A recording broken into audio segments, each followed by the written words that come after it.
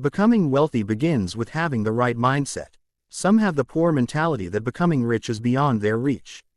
The rich have entirely different beliefs regarding money that separates them from those who never succeed with their finances. Why is it that the rich seem to grow richer over time while the poor remain poor or even become poorer? Why do the rich build wealth continuously over time while the poor never experience an increase in net worth?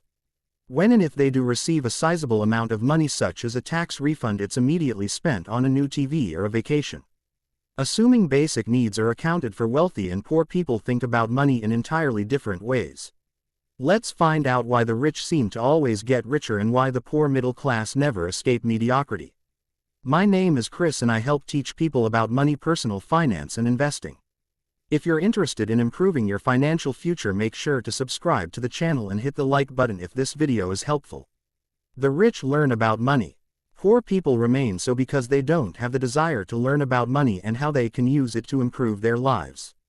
They're often intimidated by finances, afraid to fail, but nearly everyone has access to financial literacy, reading material, the internet and YouTube. But some people don't bother to use it to their advantage. A common phrase of a poor person is, "I don't care about money." Well, money plays a big part in our lives whether or not they realize it.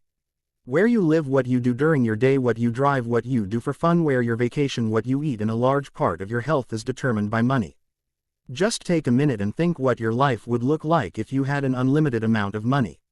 People spend way more time thinking about money than they realize, so learning how it can be used to improve your life is important.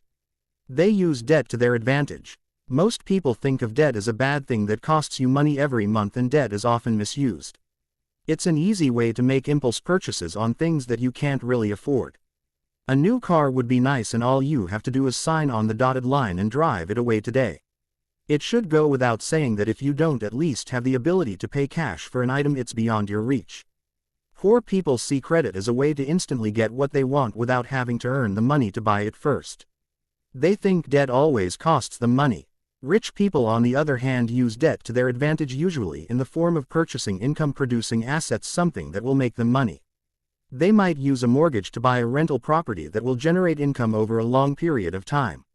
Or instead of using cash to buy a new car, they use a low-interest loan so the money can be used to grow a business, invest, or create a new income stream. Rich people are smart with debt and only use it to purchase items that they can truly afford, or they will earn them money. They make investing a priority. Poor people stay poor because they don't take the steps necessary to build wealth. Poor people make excuses and claim that they can't become successful due to a variety of reasons. Everyone has the ability to get rich. Often those that say they can't are likely afraid to fail or don't want to set forth the effort that's required.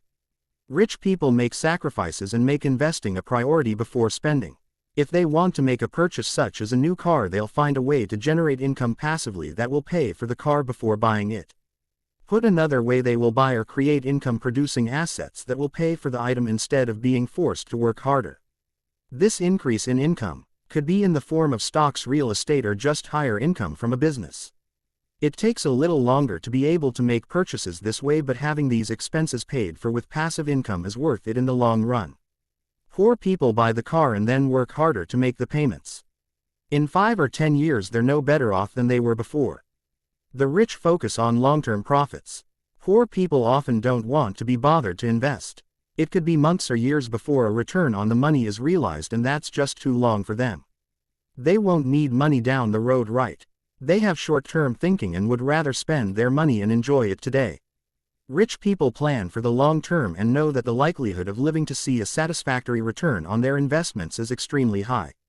No one wants to wait years to spend money, but the fact that profitable investments have exponential returns is what's important. By delaying the purchase of a $40,000 car and investing that money later on, those funds will have turned into a much larger sum, allowing the purchase of a $400,000 car if desired. Like with anything in life, balance is critical. You want to have some money to spend today, but you also want to put money away for the future and allow it to grow.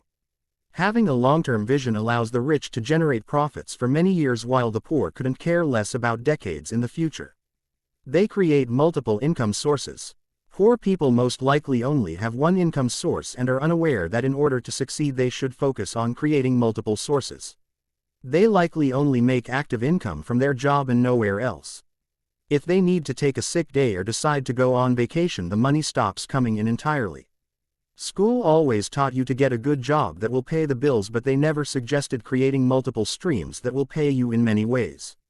Most rich people have multiple income sources, and money comes in various ways, whether they're actively working or taking a few weeks off. Even if one income source decreases, it doesn't faze them because they know at some point in time the likelihood of this occurring is high. How do they earn money in ways other than from their job? These additional income sources could include income from the secondary business that they run, royalties from a book, music or a podcast, rental income from real estate, interest from a bank account, or stock dividends. The rich search for opportunities. Rich people are always on the lookout for another way to make more money, and they know that an opportunity could arise at any time, so they're always prepared to jump. When there's a stock market crash, the rich recognize the opportunity and usually make huge profits by purchasing stocks at a deep discount. They're prepared for these instances by having capital ready to deploy. This is quite the opposite of the poor middle class. Middle class people get scared away from opportunities such as this and even sell their stocks to the rich at an extremely low price, assuming they even own stock. Often people over-leverage their homes by borrowing the maximum amount that they can. Then when there's an interruption, their single income source, they're forced to give it back to the bank, who will ultimately sell it to a rich investor seeking opportunity. These are clear examples of direct transfers of wealth from the poor to the rich that are a result of financial inadequacy. The rich know an opportunity when they see one and are ready to seize it. They're committed to success. The poor and middle class are content where they are, at least to the point that they're not willing to do whatever it takes to improve their situation. They're wasting time watching TV and spending countless hours on social media, while the rich are working extra hours learning and improving. Sure, they'd love to be rich too, it looks amazing from the outside looking in.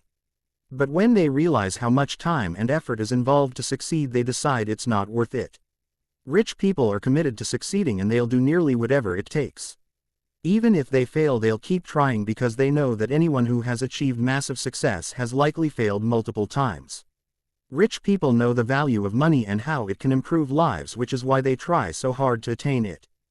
Being poor is hard and becoming rich is hard too, so take your pick. Which would you rather be? You could struggle paying bills, living paycheck to paycheck, hoping you don't get kicked out of your home. Or you could worry about things that the rich worry about, like if their investment will multiply by 100 so they can reach a new level of financial security. Remember the things that rich people do so you too can achieve success.